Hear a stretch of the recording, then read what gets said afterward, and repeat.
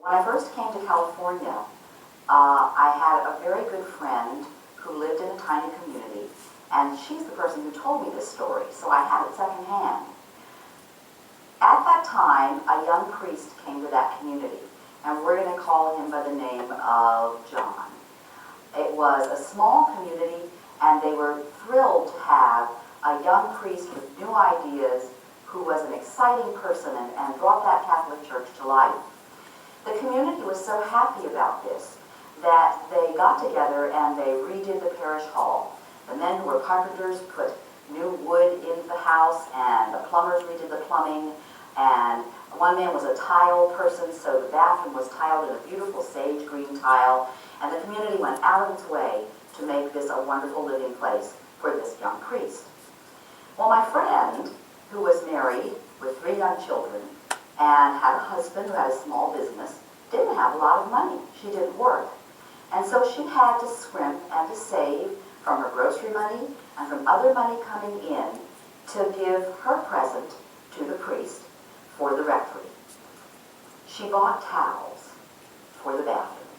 She went shopping until she found exactly the right shade of green, and they were very expensive towels, and she was so proud of her gift and wrapped it carefully and took it to him and said, "Here, Father, this is my gift for the rectory."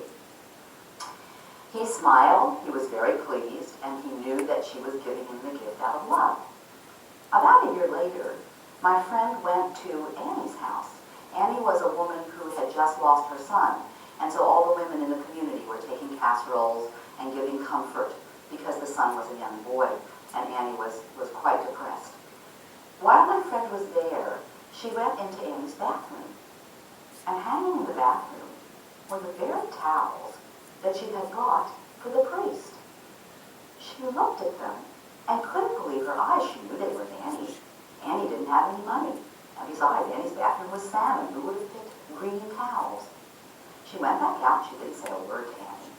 Instead, the next day, she went to the rectory, knocked on the door, had a small conversation with Father, and then said, "I don't understand. I was over at Annie's yesterday, and I saw the towels that I gave you hanging in her bathroom." Oh, Father said, "Yes, that's right."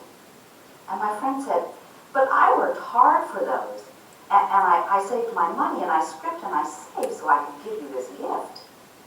And Father looked in the eye and said, "But my dear, Annie needed them."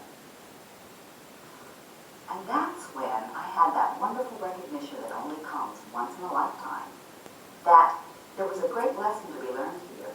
And the lesson is this: when you give a gift, it is gone. You give it to the person that you love, and then you let go of it. You let it be.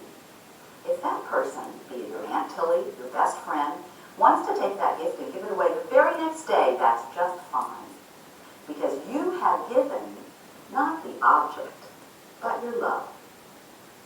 That was an important lesson for me to learn that day, and that's the story.